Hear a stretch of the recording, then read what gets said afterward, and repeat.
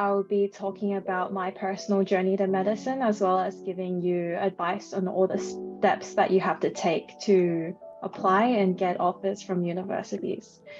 So in my presentation today, I'll first be going over some general information about multiple universities across different states and their criteria that I know. As well as the UCAT exam, I'll be going through all the subtests and doing some example questions. And I will be talking about the ATAR and how to tackle the HSC exams, as well as going through interviews, which could be quite a mysterious part of the process for some of you.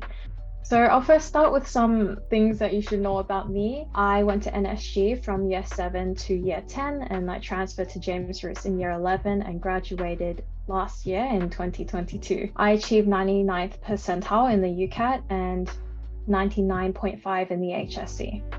And with these results, I sat 7 interviews across 3 states in Australia. I sat one for UNSW, Western Sydney University, Joint Medical Program, which is the program at Newcastle, Monash in Victoria, University of Queensland, University of Central Queensland, and University of Southern Queensland. So some general information about universities that you might find helpful. For New South Wales universities, there are more on other slides, but we'll start with UCID and UNSW, which I'm sure a lot of you are aiming for. For UCID, they do not make interview offers based on the UCAT, so you only get an interview offer based on your ATAR plus any adjustment factors such as EAS. A common misconception I hear from a lot of people, and especially some parents, is that you must get a 0.95 to get an offer. However, you have to remember that you get offers based on your selection rank and not just your ATAR.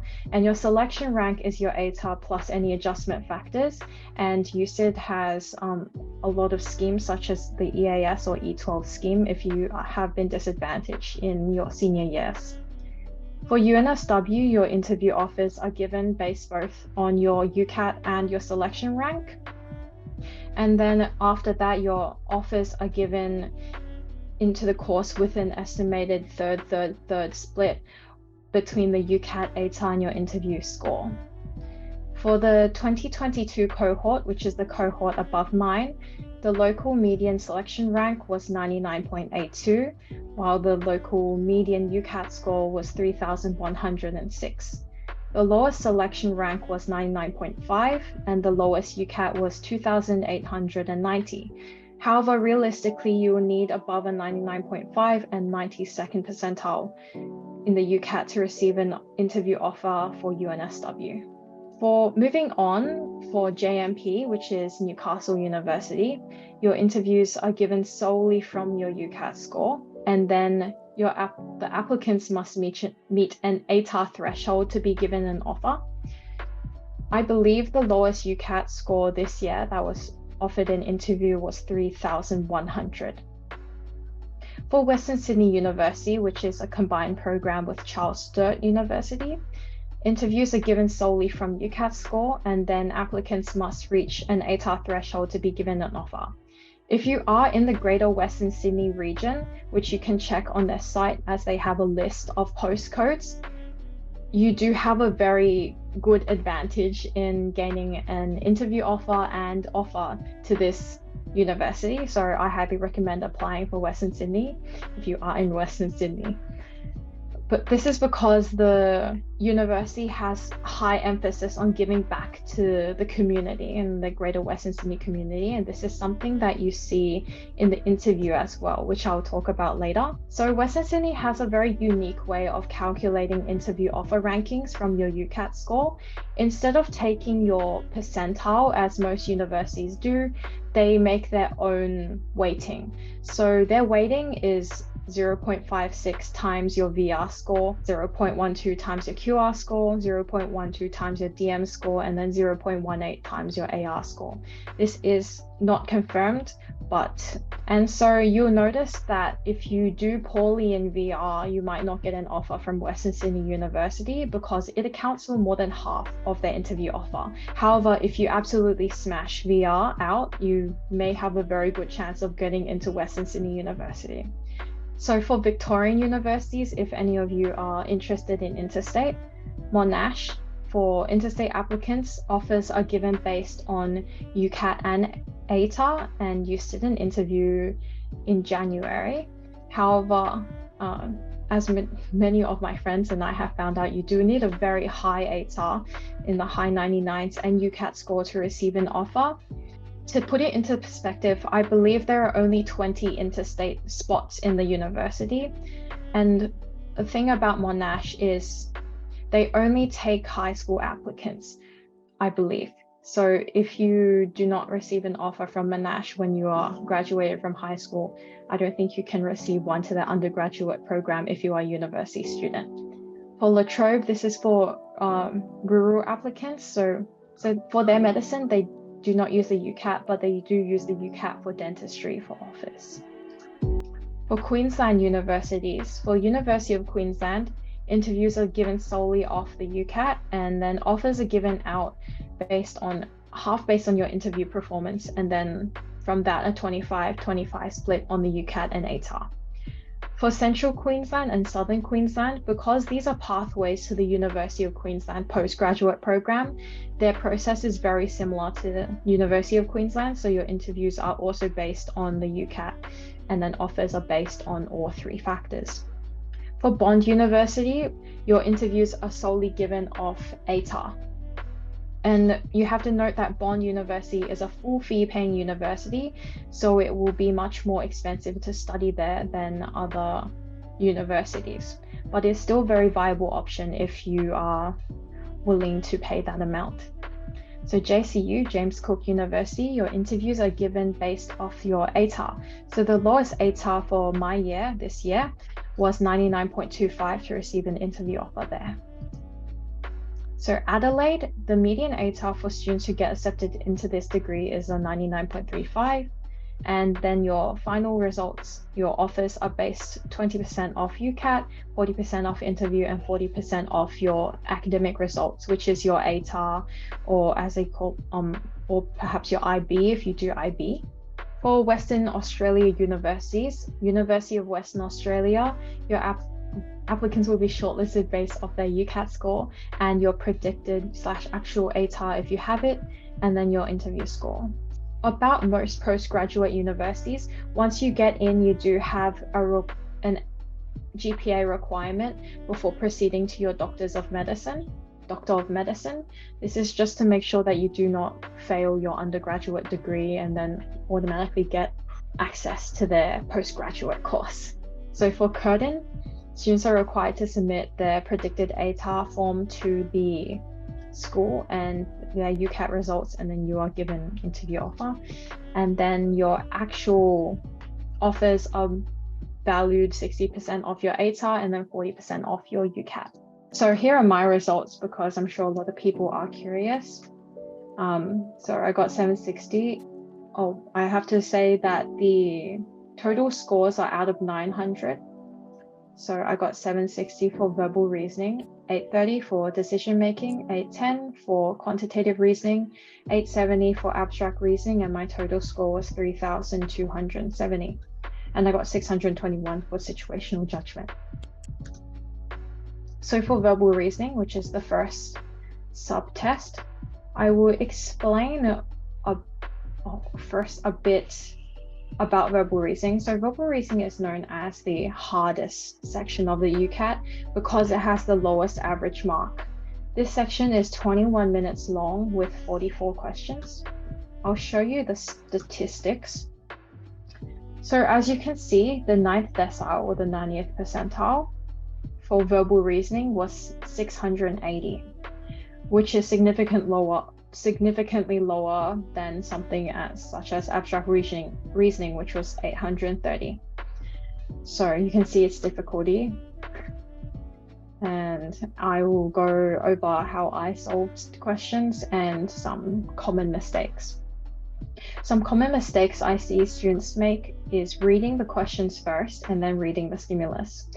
So this results in unnecessary rereading of the stimulus, because if you read a question and you read it with the sole purpose of gaining the answer, you will ignore a lot of the other information that you need for the next questions.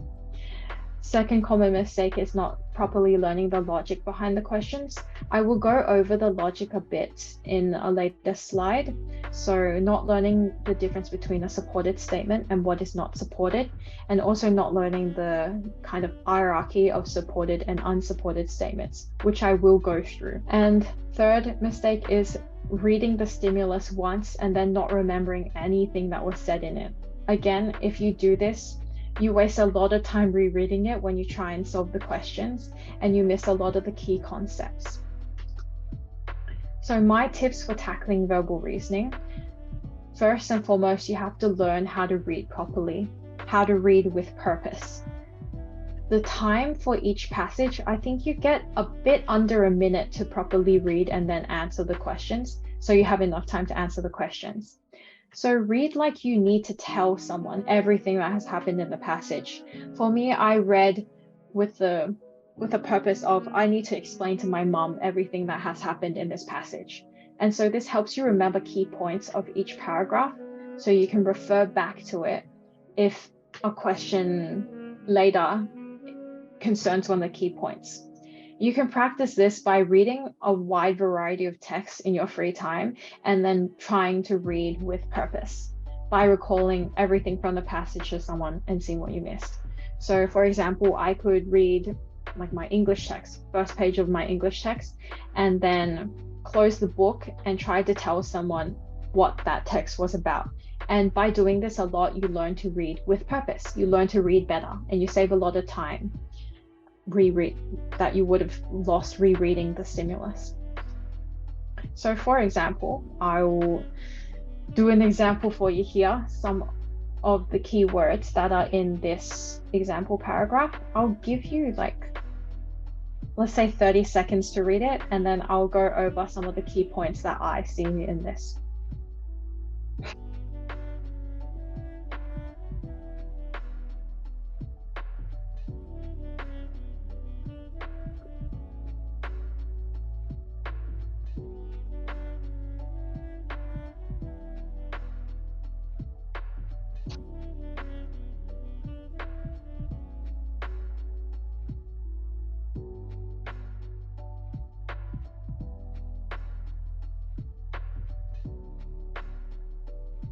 Right, that's 30 seconds. You get more on the actual exam, but when I first read this, I have underlined some of the key words or key ideas and concepts of each paragraph. So when I read, I pay attention to the subject and the verbs that relate each subject. And one thing you will notice is when I got to the list at the bottom, I don't remember everything that is in the actual list. This is because I find that lists are very easy to refer back to and find information, and I waste a lot of time trying to memorize the key terms in it. These are just some of the key concepts that I have picked up from the text, and that's how you learn to read with purpose. The logic behind VR, which is something that I've touched on earlier. So you have to learn when a question is implied to be supported. I will note, if you do end up getting another UCAT preparation course, some of the logic behind their VR is very dodgy. Like, you haven't exhausted it. I recommend practicing with the official question bank, which is on Pearson's website. This answers a lot of questions that ask me what online resources are available. Pearson themselves have released, I think, 3 mock exams and also very large question banks for you to practice with their proper logic. And then once you get this, you can be more confident when another free resource is wrong or not. For learning when a question is implied, this is just like when you're reading normally, when you're reading your English text, you can pick up on authorial purpose, and authors quite often make it very obvious what they mean by their text. Or when something is explicitly supported, like when they give you the date of an event that happened. So I'll go through some types of questions in VR. Questions like, how many strands are woven or plaited together in braided rope? You should remember where it mentioned braided rope, and even better if you can remember the actual number. And then, but if you can't, you should remember where braided rope was mentioned and then refer back to it quickly and then take out the answer. These are generally easiest logic to understand as the answer is already given in the passage. Authorial purpose. I've given a question here. Take a read, and if you remember the extract I gave you, try and answer it, but I will go through it. Okay, so the correct response is A for this. They should be task dependent. And this is less obvious than how many strands in a braided rope. And option A is correct because the passage does focus on the properties of different types of rope. And the author doesn't make any attempt to state that one type is necessarily better than the other overall, and only describes what they may be used for. So this is what you should imply from authorial purpose. And I'll briefly explain why the other options are incorrect. Option B is incorrect because it's quite a generalized statement that they are too expensive, and that's not suggested anywhere. So the passage does, however, state that polypropylene is cheaper than nylon, which is something that might trick a few students. So option C is incorrect because even though the difference in properties highlighted in the passage may appear small, the context of how they're used is bigger. Option D is incorrect because even though the author does provide information based on a rope strength, the author does not ever state that the strength is the best property at all. All right, next question type, specific questions. So these are questions that, specific questions would be something that focuses on one rope. For example, if I ask, which of the following statements are true about nylon? So you would refer back to the parts of the stimulus that talked about nylon and see if you can get the right answer. Again, it's even better if you can actually just remember all the key concepts about nylon so you wouldn't have to refer back, but this is how you answer it. So for this question, if you had a look at it, the correct answer is C. So option C is correct because nylon, it's stated that natural fibers are prone to rot and degrade. Option C is false because it's the correct answer, but it's false because the third paragraph states that natural fibers are prone to rot and degrade and therefore is false. So questions requiring the whole passage. These are pretty difficult questions and they require the most reading skill and the most key concept skill. So for example, which of the following can be deduced from the passage? These are difficult because they typically give different key concepts in each part of the question, and then you have to keep referring back if you haven't memorized it. For this question, option A is correct because the second bullet point states that polypropylene is not as strong as nylon, and the paragraph preceding that bullet point states that synthetic fibers such as polypropylene are generally far stronger than natural fibers. Another question type that's in VR is true, false, can't tell. The tricky thing about this is you have to be extremely good at identifying when a statement is supported for these question types. Usually in VR, it comes down to either something is explicitly said, like nylon doesn't float when wet, or something you have to infer, like rope is made of more materials than the ones given in the text. This is different logic for other question types I will go through, but this is the logic for VR that I picked up on. A question is only marked as false if it is explicitly contradicted in the stimulus given. If it's never mentioned, it's always can't tell. It is never false if something is never mentioned, even if it looks like it's obviously false. And something is true if it's supported by the information given. Okay, let's move on to the second subtest, which is decision making. Decision making is the second section in the UCAT with the most number of different question types. The section is 31 minutes long and has 29 questions, so it is less time intensive than other subtests. So I'll go through some of the question types, well, all of them that I know. So the first one, ordering. This might look familiar if you have sat the selective or OC exams, because I believe this is a question type in those exams as well.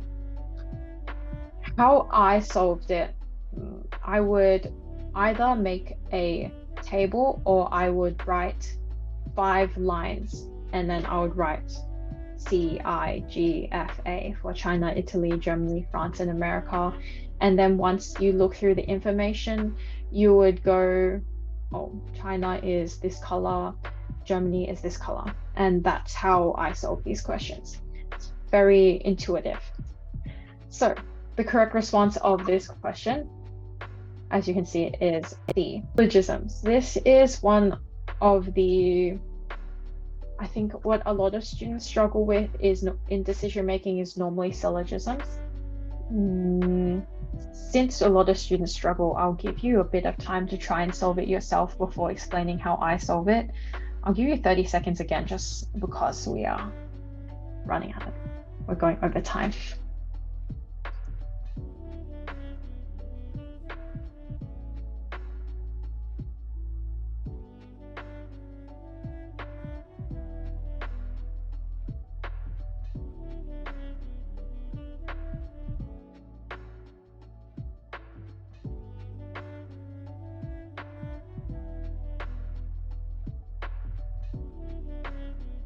All right.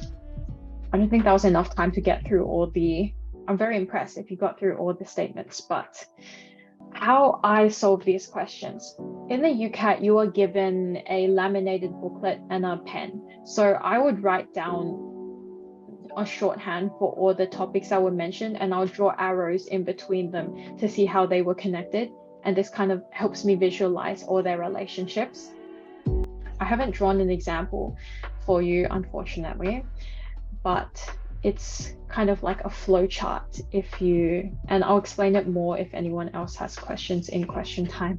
So the first conclusion, some storytellers at the literature festival were authors. This does follow because some poets were storytellers, and since all poets were authors, this means that some storytellers were authors. And second conclusion does follow because all poets were authors and some poets were also storytellers. So it can be concluded that some authors were both poets and storytellers.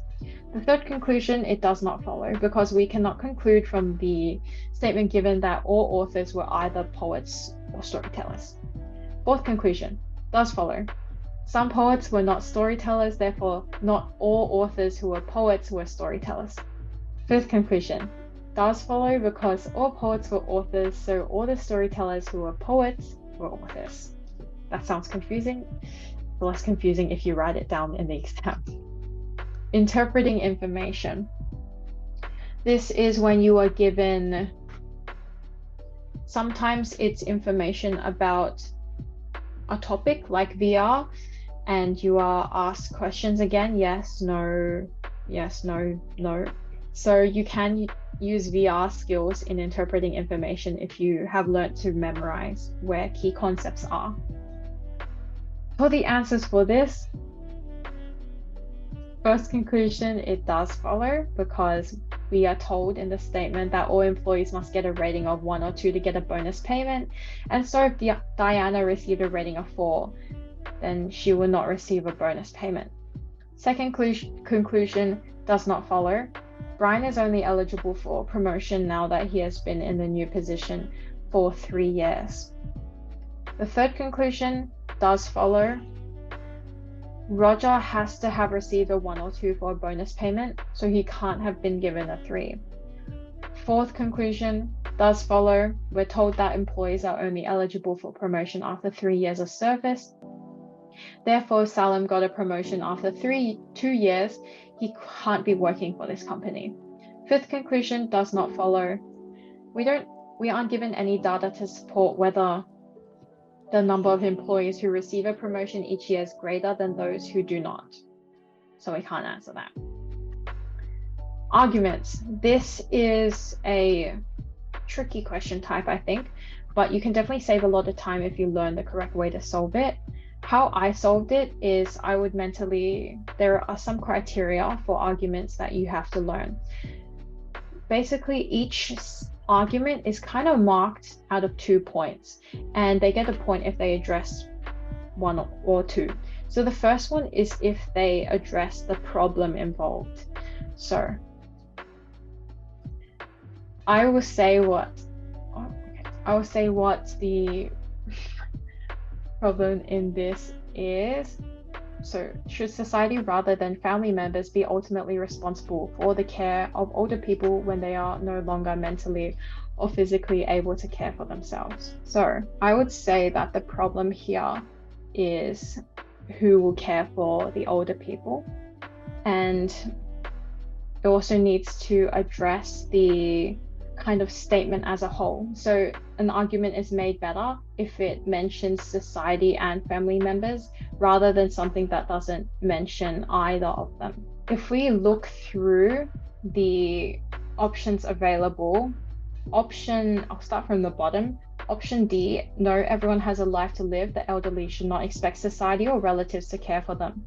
They should save up and themselves pay for care when they need later in life. I would give another criteria. If something is explicitly inappropriate or difficult or impossible for no arguments, then they will lose a point or they won't gain a point.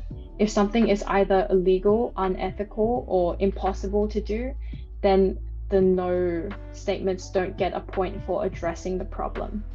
But if the no statement, sometimes they do this, suggests an alternate solution, they will get a point. All right, so I will keep that in mind. So C, no, if society sees such involvement, it would mean families had to stick together to care for their relatives, young as well old themselves. So C, the argument does address the importance of family caring, but it doesn't present an alternative which would make it stronger, something to keep in mind. B, yes, mentally ill patients are often too difficult for an untrained family member to support, regardless of how much they would like to do so. Here, you might think it's a strong argument, but it only mentions mentally ill patients. It doesn't mention care of older people, which was in the statement given. So I would not give it a point for addressing the people involved. So it would only have 1 point. So A, yes, where family members are able to help and support the elderly, they should, but if not, society should have responsibility to act and ensure they are well cared for.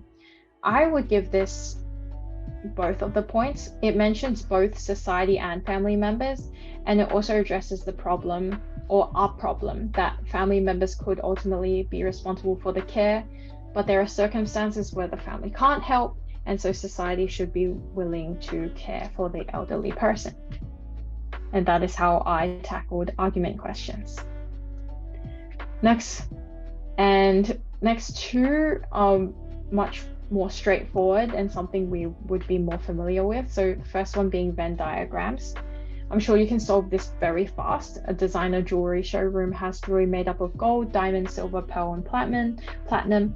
Each piece was crafted to include one or more of the materials. So based on the diagram, how many jewelry pieces have gold, diamond, and silver, but not platinum or pearl? You would just look at the intersection that addresses the requirements given in the question. Can't see my cursor, but it is the intersection between silver, which is the heart, gold, which is the big arrow across it, and diamond, which is the rectangle. So it would be 75, which would be D. Next question type, probability. Harry can buy a summer season's pass to an outdoor pool or indoor pool. The outdoor pool remains closed when it rains, and past meteorological records state that there is a 0.3% chance they will not rain in summer, and the likelihood of the pool remaining closed for maintenance is 3/18 for the outdoor pool and 1/6 for the indoor pool. Considering only the likelihood of rain and the pool remaining closed for maintenance, should Harry buy the outdoor pass? So I would write this down in my laminated booklet, write down 0.3 that it will not rain in summer, and the pool remaining closed for maintenance 3/18 and 1/6 for the indoor pool. So you'll notice that that is the same percentage. All right, so the correct response here is C, because if you take C is correct because whilst both pools, as you have noticed, have the same chance of remaining closed for maintenance, but there's a 70% chance of rain and a 30% chance of sun. Therefore, the indoor pool is preferable. And these are pretty simple. Okay, let's move on to quantitative reasoning. I don't have a lot of tips for this section, but there are some key things you should know for this section. The maths is pretty simple maths. I think they only use year 9 and 10 level maths. So really here, you just need to get used to the speed of the questions and how to infer information quickly. And I'll say, if you learn how to read properly for VR, this will really help in QR. Also, another tip is to learn how to use the calculator quickly. In the actual UCAT exam, you are given a pop-up calculator, and you're not allowed to bring in like a scientific calculator. So what I did a lot of keypad training, which is available, I believe it's available on the Pearson site, but it's also available for free on a lot of other sites if you Google it, because it's not just used for UCAT, it's used for a lot of different fields. And that's going to help you for quantitative reasoning. But if you are actually struggling with the content, I recommend looking at perhaps picking up Pearson year 9 or 10 maths and taking a look at some of the questions. And if you have time, solving some of them. But otherwise, practice is key. Abstract reasoning. This is the fastest paced subtest. It gives you 12 minutes for 50 questions. So that is only 14.4 seconds per question. But don't be too intimidated, because in reality, how to solve these, you have about a minute to identify each pattern, and then it only takes 1 or 2 seconds to click the answers once you get the correct pattern. The actual struggle here is to find the pattern. So here's the strategy I use. The word scans as a mnemonic, meaning symmetry and shape, color, arrangement, and number. There are a lot of different mnemonics, and you can make up your own, but this is the one I used because there are some basic patterns that often pop up in AR. Moreover, when you're practicing, a good thing to do is mark down which patterns take you the longest to identify.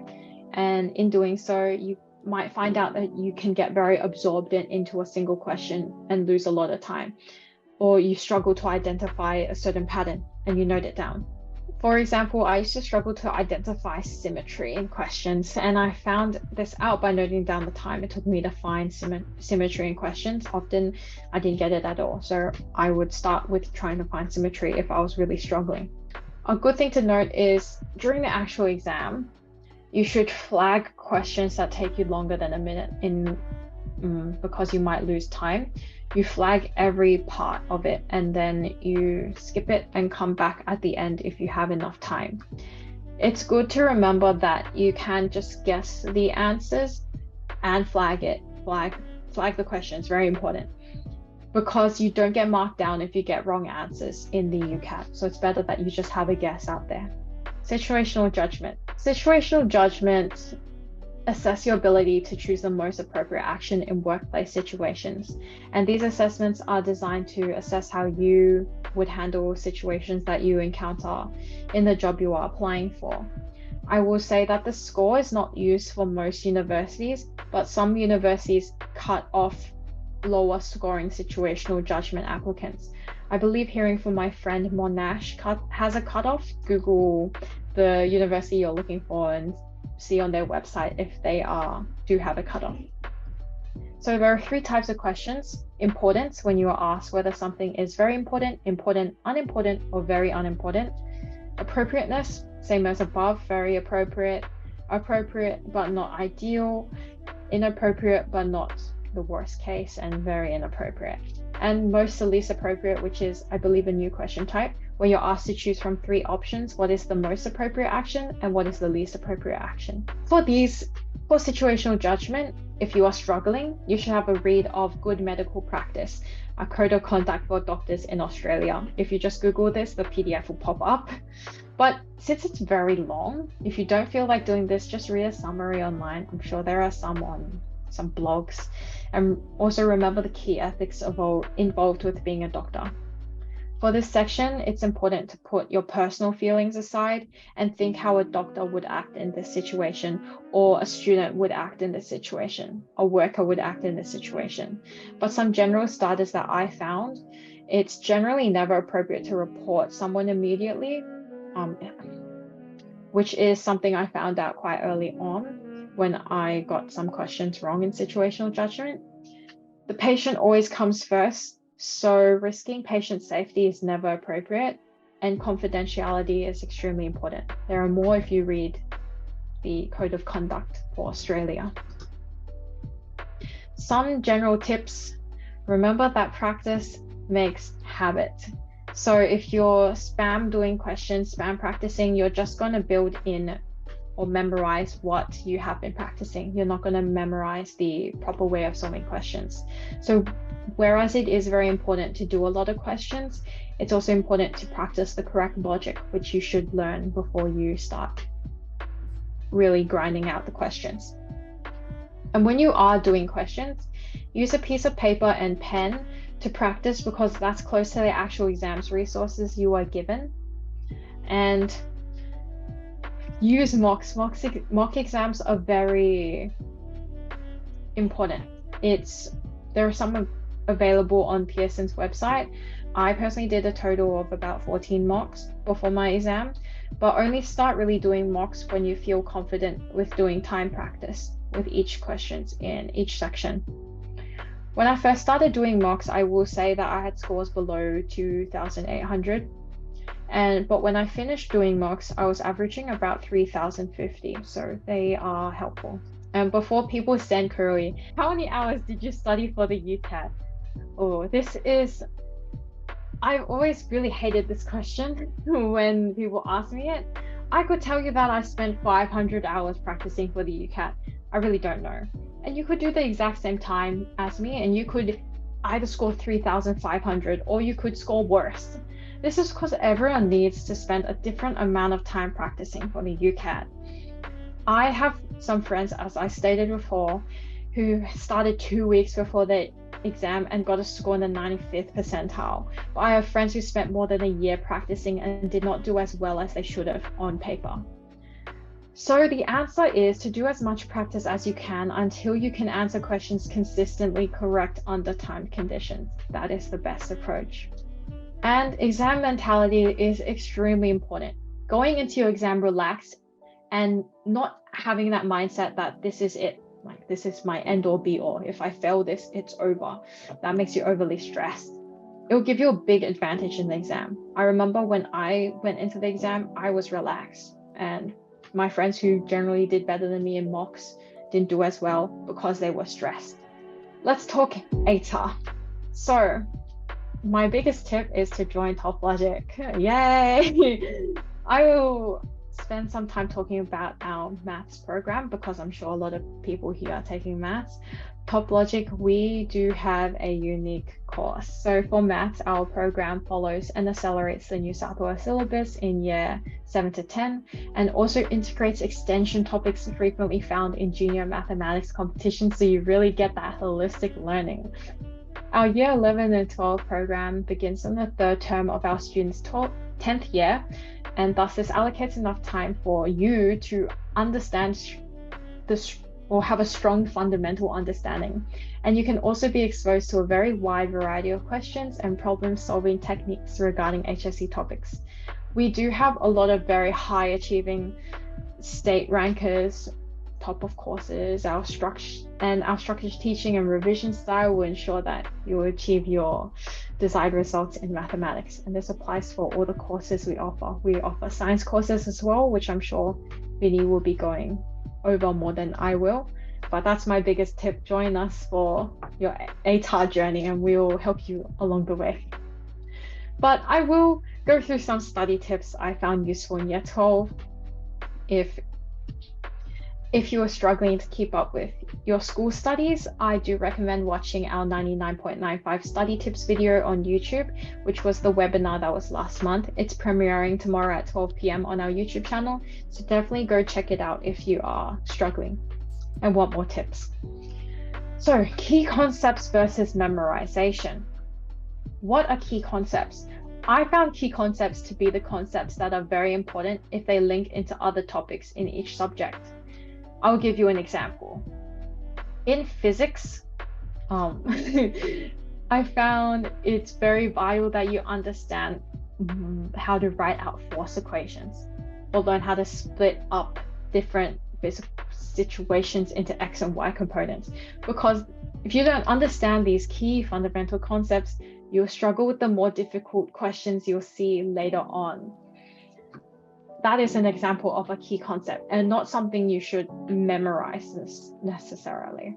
But things you do need to memorize could be something like ion testing in chemistry or flame test colors. This is just because I don't think it's very worthwhile to try and truly understand like the colors of ion testing. There are so many, and you should use flashcards to memorize them.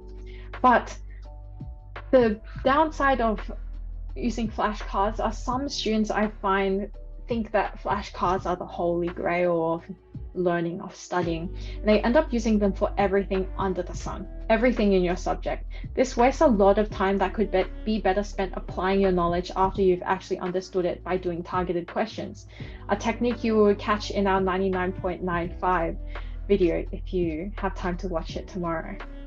So, asking for feedback. This is so important for essay-based subjects such as English or modern history. You have to understand that your internal mark / your internal rank accounts for half of your ATAR, which is something I will go through later, so don't send Karui that question. Your teachers are the ones marking your exams, and thus by adjusting your essays / assignments to something they have told you to do that they like, you boost your chances of getting a higher mark. But I will say this, HSC English is marked differently from your school, so it's important to adjust your essays after your trials. This also applies to subjects such as science and maths, as the formatting of your answers can be adjusted to what your school likes to boost your mark. For example, some of your teachers might like the use of bullet point structure for science responses because they find it more organized. Scheduling. Remember that time is a finite resource, and I like to schedule things using Google Calendar to break down each day. And if you struggle with actually doing the tasks that you kind of set for each time block, you can try setting a punishment, such as giving your phone to your parents and not getting it back until you've finished the task you've set. I didn't do this. I think I once told my brother I would give him $50 if I didn't finish my English essay, and I did finish my English essay, so that's very effective. And have an idea of your prioritized tasks, the most important tasks.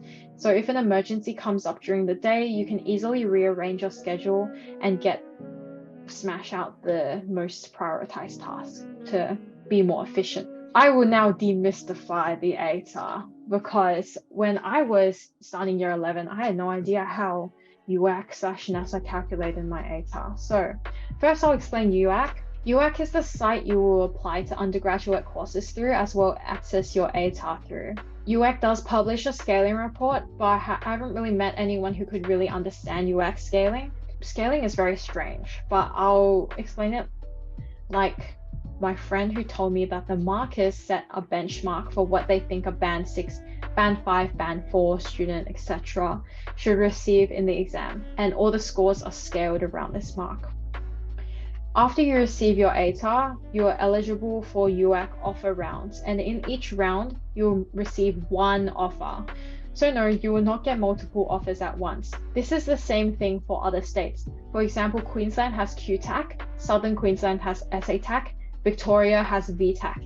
You are eligible for their offer rounds if you have gotten a VTAC, QTAC, SATAC account. You're eligible for the offer rounds, and you get one offer per offer round. if you apply through other states. If you Google UAC offer rounds, you'll find a list of all the dates for the offer rounds. I don't have them memorized, unfortunately. And how your ATAR is calculated. First, you sit all your school exams, and at the end, they give you an internal ranking. Your cohort then sits the HSC exam, and NESA receives all your school's marks from the marking center and lists them out. Not really, it's ordered out in an ordered list. Your internal mark is your ranks mark. For example, if you're ranked 24th in English, you receive the 24th highest mark. Your external mark is the mark you got on the HSC paper. That's your mark. Then they give you your HSC mark, which is the average of these two marks.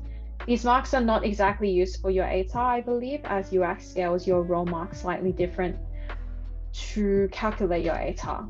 I will ask Vinny, do you want to expand on scaling? So I think, I mean, it's not really that important, but I think what Minnie said about the band 6, band 5, and band 4 is actually called alignment. And yeah, so that's just to make it so that the results are comparable across years, because some years the exam for a specific subject might be harder, another year it might be easier. And because they have markers setting out what the bands are, that will make it so that you can compare the results across years. And then what scaling is that is just comparing between the different subjects, because they might find that a lot of students end up getting higher marks in a supposedly easier subject than something harder. I mean, easy and harder are subjective, but that's just to make it fairer, so that if you take subjects that are generally considered harder, then you won't be disadvantaged. And also with step number 5, I believe the external mark is not necessarily what you get like on the HSC paper. So it's marked out of 100. I think a example of that would be like in HSC Maths Extension 2. A lot of the times students might get an external mark in the 90s, but that doesn't necessarily mean that on their exam they got 90 something out of 100. What the external mark is actually is they sort of set a band 6, the cutoff for band 6 to be a 90 out of 100, and then they just shift students across. But I mean, really, I think with all of this, there's not really any way to like cheat the system. Just try your best, and that's what you can do, really. And anything else, it's really out of your control. So don't try to game the system. A little motivating reminder, just in case you are stressed.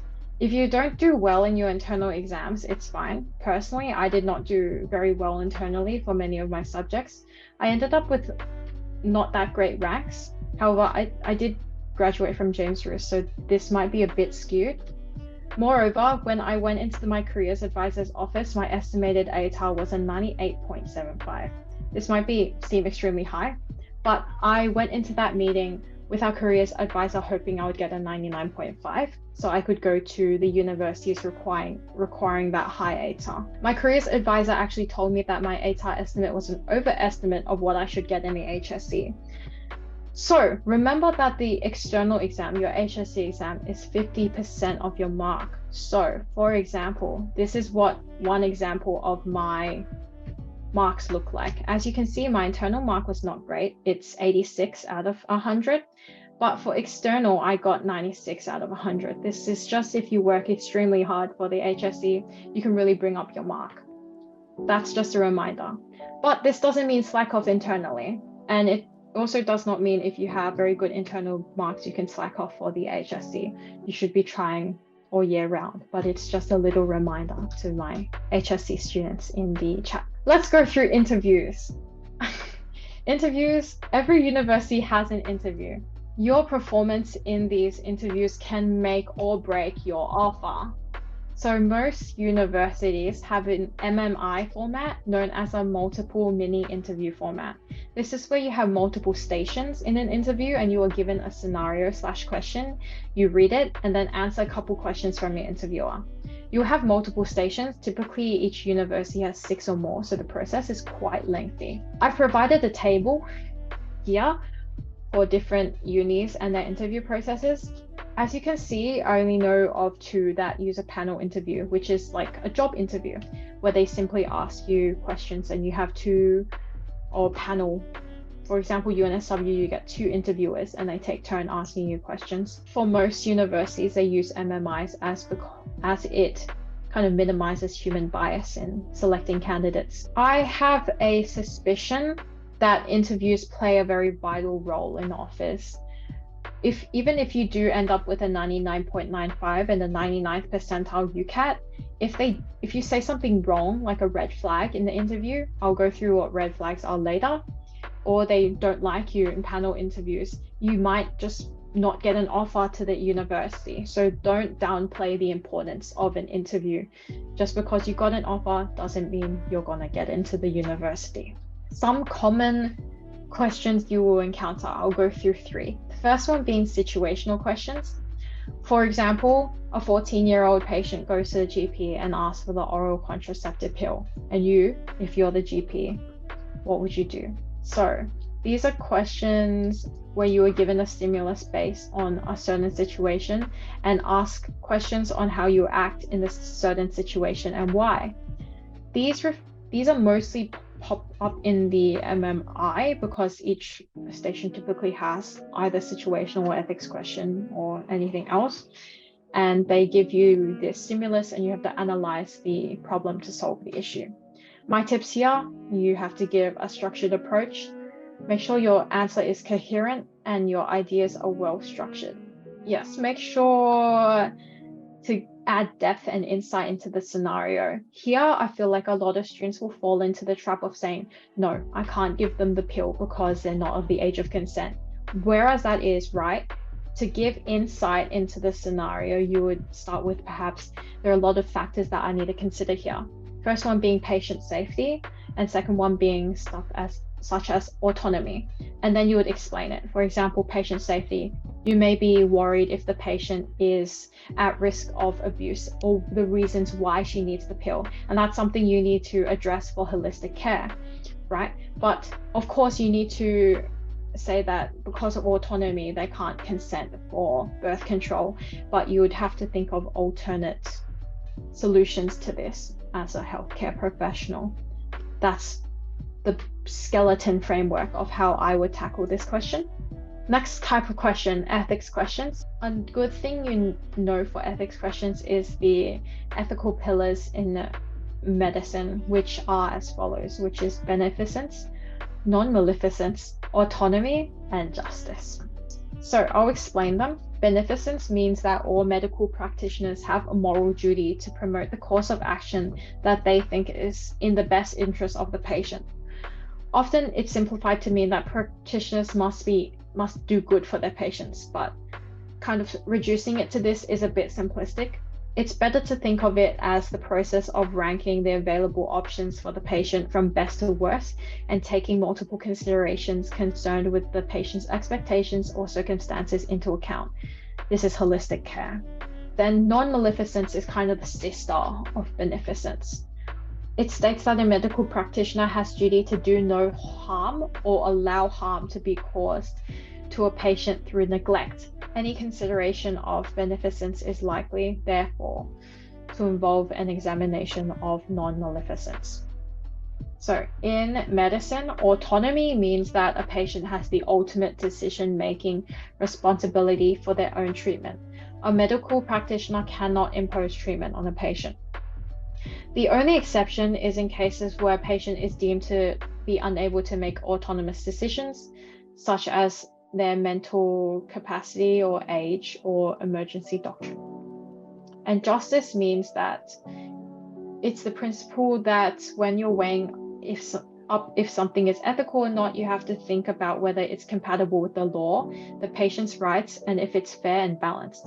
It also means that we have to ensure that no one is unfairly disadvantaged when it comes to healthcare, and justice is one of the reasons why some groups have certain entitlements, such as free prescriptions for lower income individuals. That is justice. For example, a patient refuses treatment for a life-threatening condition. Discuss the ethical issues involved. For an ethical scenario like this, there are many things that you can consider here. It's important to look at each one individually and then fully address it and weigh up the scenario. First of all, you can consider the duty of the doctor. It's crucial that the doctor fully informs the patient of the treatment's benefits, as well as the risks associated with not having the treatment. If we consider patient autonomy, the doctor has to respect the decision made by the patient, but patient autonomy is not absolute, particularly if the patient is not competent. And beneficence and non-maleficence often link together. The most beneficial thing to do may be to provide the patient with the treatment they need. However, if this is against the patient's wishes, this might do them more harm than good. And whatever the patient's decision might be, doctors have to continue providing the best care in the patient's best interest. Be clear that you would adhere to the code of conduct, the guidelines. Personal questions. These might be more familiar to you. So personal questions are the questions where the interviewer asks you about your personal experiences, and usually in MMIs, they are asked after a situational question, and it will relate to the topics that are addressed in the scenario. Some of the anecdotes I discussed in my interviews were beginning and managing the volleyball club at my old school, participating in the Red Shield appeal, being part of my school's basketball team, school commitments such as the Jersey and Yearbook Committee, and leadership opportunities such as starting a social justice club, prefects and the prefect events, and organizing Year 12 study groups. If you have anything similar, these are some ideas for you to start noting them down. Some questions that you can start thinking about right now: biggest strengths/weaknesses. I know that a lot of people here will think, how can I twist biggest weaknesses into something positive?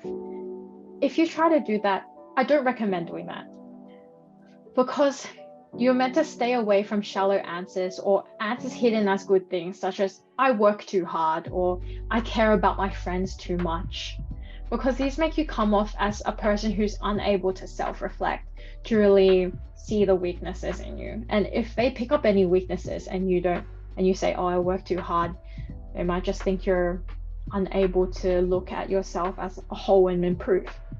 But also don't say anything that's a red flag.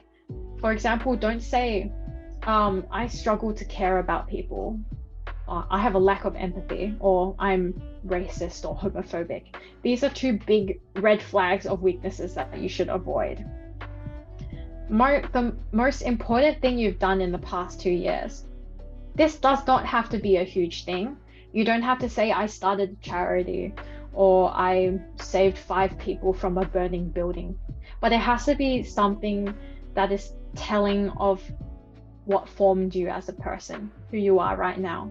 For example, I said it was leading the student volleyball club because it gave me early insight into working with people, marketing, and time management. Time you contributed to your community. A lot of universities have a big emphasis on giving back to the community. So if you think of events that you participated in, such as the Red Shield appeal, such as leading an event for your school, just expand on that for these type of questions. And most importantly, why medicine? You have to remember that you're competing with thousands of other students for a place who are just as capable and worthy of you are to study medicine. You have to prove that you have the passion and ability to study in this field. So my advice for tackling this is stay away from waffling and red flags such as monetary gain or status. Some things you could start with is perhaps a person that inspired you, but if you do want to go down this route, focus more on what you did rather than what the person did. They don't want to know about your role model, they want to know about you in interviews. So if you're wasting all your time talking about someone else, they're not going to learn about what makes you different. The second one is perhaps patient-doctor relationship. You see the effect of your own work, and this can be very rewarding to know that you have cared for someone and they have seen major improvements to their life. That can be very rewarding for you. And third of all, research. research. If you are someone that wants to go into medical research, this is something you could talk about. You could talk about how medicine is constantly evolving and there are new advancements to the field every year, and that's something you want to be part of. These are some ideas to get you started. But thank you so much for listening to me today, and I wish you all good luck in your medicine journey.